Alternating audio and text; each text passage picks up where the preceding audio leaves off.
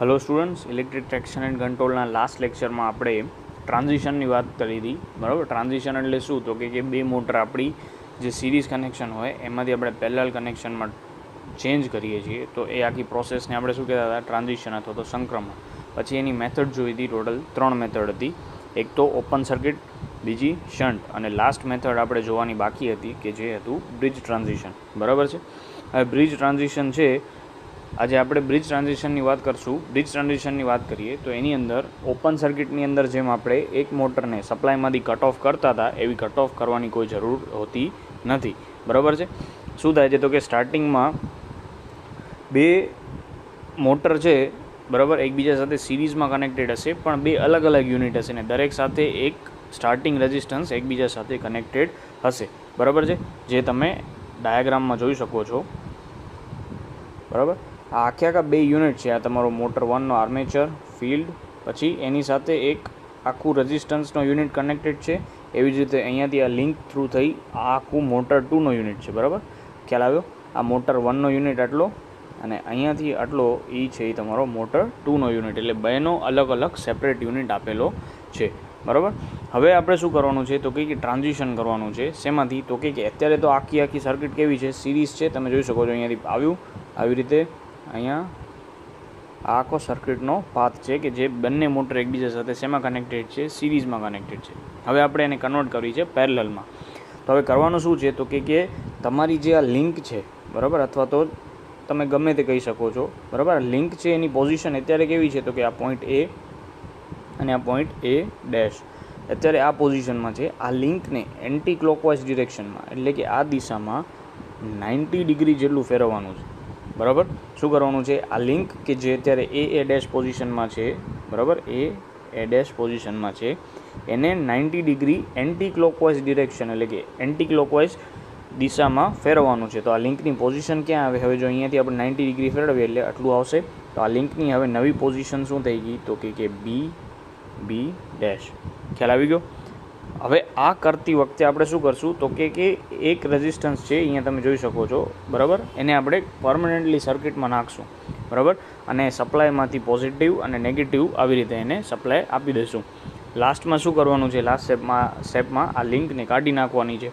હવે તમે જુઓ, અને ધીમે ધીમે અત્યારે સ્ટાર્ટિંગ રેઝિસ્ટન્સ આપણો સર્કિટમાં છે, જેમ જેમ આપણી મોટર સ્પીડ ગેધર કરશે એમ આપણે ધીમે ધીમે આ રેઝિસ્ટન્સને પણ શું કરશું? સર્કિટમાંથી બાયપાસ કરી નાખશું.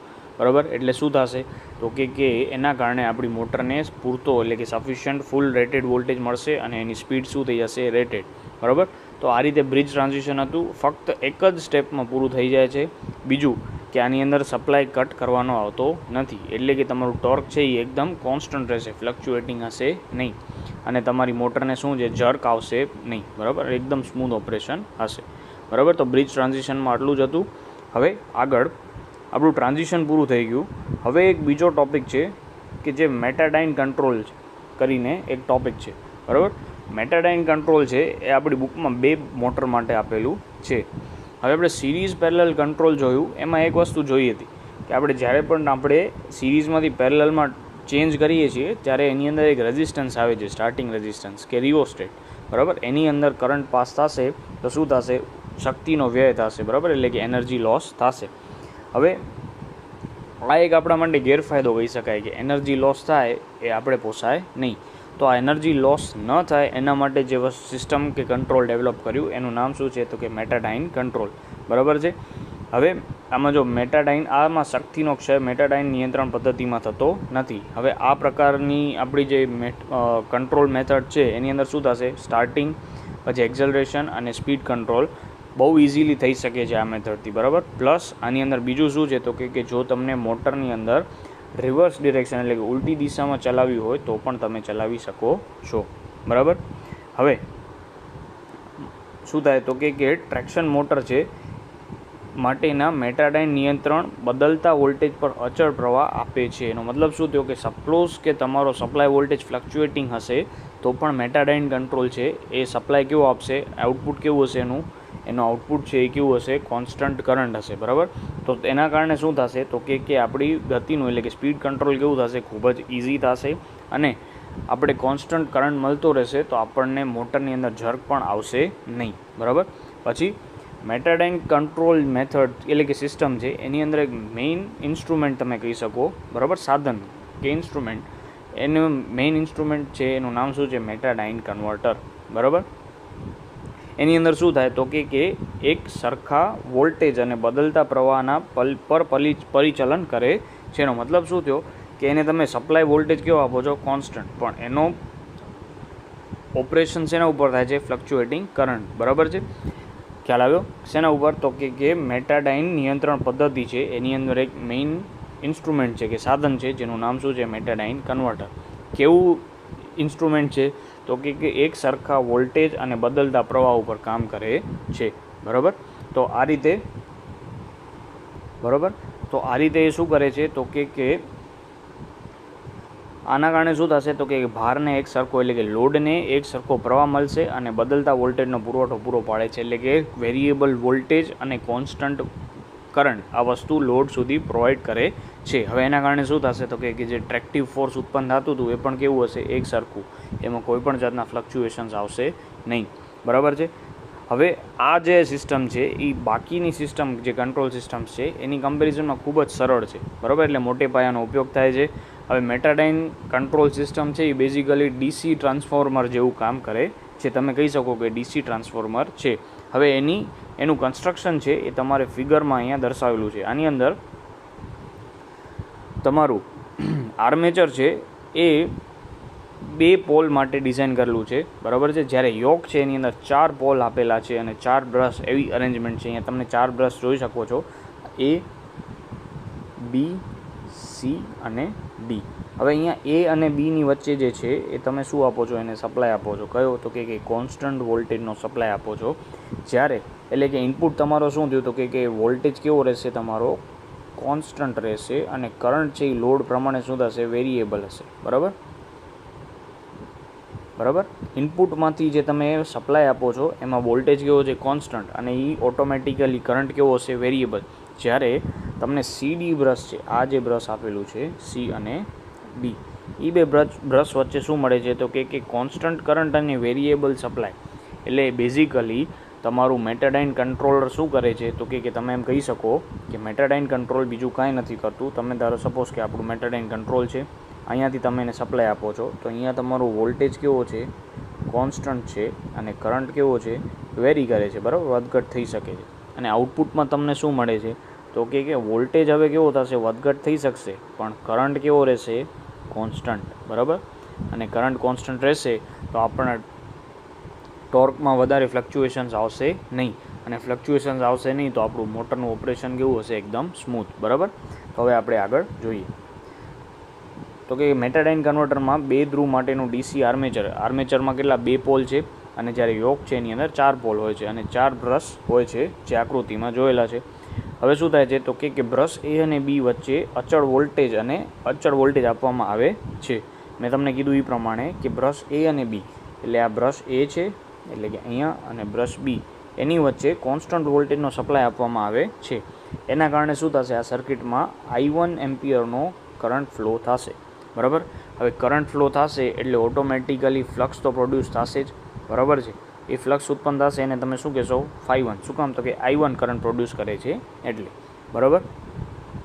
હવે એ ફ્લક્સ છે એને આપણે શું કહેશું? તો કે પ્રાઇમરી ફ્લક્સ કહેવાય, બરાબર. પ્રાથમિક ફ્લક્સ તમે કહી શકો છો.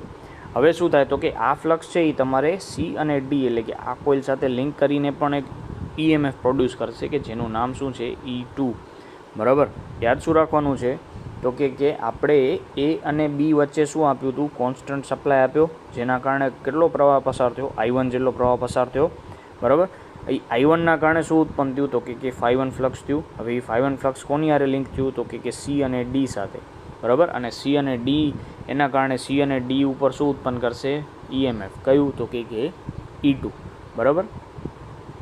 હવે આપણી પાસે E2 છે, અહીંયા પણ આપણું શું થશે? કરંટ ફ્લો થશે. E2 છે અને અહીંયા ક્લોઝ સર્કિટ છે તો એમાંથી કરંટ ફ્લો થશે. એ કરંટ છે I2, બરાબર. હવે I2 ના કારણે પાછો શું આવશે? તો કે ∅2 ફ્લક્સ ઉત્પન્ન થશે. આમ 2 ફ્લક્સ ઉત્પન્ન થયા, ∅1 અને ∅2. હવે શું થાય તો કે આ જે ફ્લક્સ φ2 છે એ શું કરશે તો કે એ બીની અહીંયા એટલે સપોઝ કે સેમ વસ્તુ થઈ શકે કઈ રીતે તો કે અહીંયા I2 છે એના કારણે φ2 આવ્યું અને φ2 છે એ અહીંયા લિંક થશે અને એના કારણે E1 પાછો ઉત્પન્ન કરી શકે છે. અને સપ્લાય વોલ્ટેજ સપોઝ કે આપણે એને આપી દઈએ V1, બરાબર. આપણો સપ્લાય વોલ્ટેજ કેટલો હતો V1, એટલે કે E1 છે એ A અને B વચ્ચે ઇન્ડ્યુસ થતું EMF છે, જ્યારે E2 છે એ C અને D વચ્ચે ઇન્ડ્યુસ થતું EMF છે, બરાબર. હવે અહીંયા બે ઇક્વેશન આપેલા છે કે E1 છે એ કોના કારણે ઉત્પન્ન થાય છે I2ના કારણે, અને E2 છે એ કોના કારણે ઉત્પન્ન થાય છે I1ના કારણે, એ યાદ રાખવાનું છે, બરાબર. હવે અહીંયા K છે એ કોન્સ્ટન્ટ છે, બરાબર. હવે શું થાય તો કે આના ઉપરથી આપણને ખ્યાલ શું આવે તો કે જો E1 અચળ હોય તો I2 અચળ રહે છે, બરાબર. એટલે કે તેથી જ્યારે ભારનો અવરોધ બદલાય છે એટલે કે લોડ રેઝિસ્ટન્સ છે એ ચેન્જ થાય છે ત્યારે I2 અચળ રહે છે ને E2ની કિંમત અવરોધના પ્રમાણમાં બદલાય છે, એટલે કોણ ચેન્જ થાય E2 ચેન્જ થશે, બરાબર. E1માં કોઈ ચેન્જ થશે નહીં. હવે મેઇન વસ્તુ શું યાદ રાખવાની છે કે મેટાડાઇન કન્વર્ટર જે છે એ AB બ્રશની ધરી પર મોટર તરીકે અને CDમાં જનરેટર તરીકે કામ કરે છે.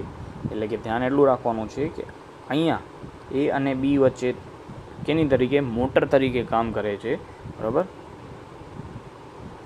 જ્યારે C અને D વચ્ચે એટલે કે અહીંયા C અને D વચ્ચે એઝ એ જનરેટર કામ કરે છે, બરાબર. તો આ રીતે આપણું મેટાડાઇન કન્વર્ટર જોવાનું હતું. આ મેટાડાઇન કન્વર્ટર શું કરશે તો કે બ્રશ ABની ધરી પર મોટર તરીકે, બરાબર, અહીંયા એઝ એ મોટર હશે અને C અને Dમાં એઝ એ જનરેટર કામ કરે છે, બરાબર. હવે એનું કામ શું છે તો કે કોન્સ્ટન્ટ DC વોલ્ટેજ અને વેરિયેબલ કરંટ, બરાબર. કોન્સ્ટન્ટ DC વોલ્ટેજ અને વેરિયેબલ કરંટને શેમાં તો કે વેરિયેબલ DC વોલ્ટેજમાં ફેરવે છે, બરાબર. એનો મતલબ શું થયો કે તમે અહીંયા કોન્સ્ટન્ટ વોલ્ટેજ આપો છો અહીંયાથી, બરાબર, A અને B અને C અને D વચ્ચે તમે વેરિયેબલ વોલ્ટેજ મેળવો છો, બરાબર. તો આ રીતે મેટાડાઇન કન્વર્ટર હતું. થોડું કોમ્પ્લિકેટેડ છે પણ ધ્યાનથી એકવાર વિડીયો જોજો અને પછી ધ્યાનથી વાંચજો તો ખ્યાલ આવી જશે, બરાબર. અને મેટાડાઇન કન્વર્ટરનું હજી ઓપરેશન પણ પાછળ આપેલું છે પણ એ નહીં કરો તો ચાલશે.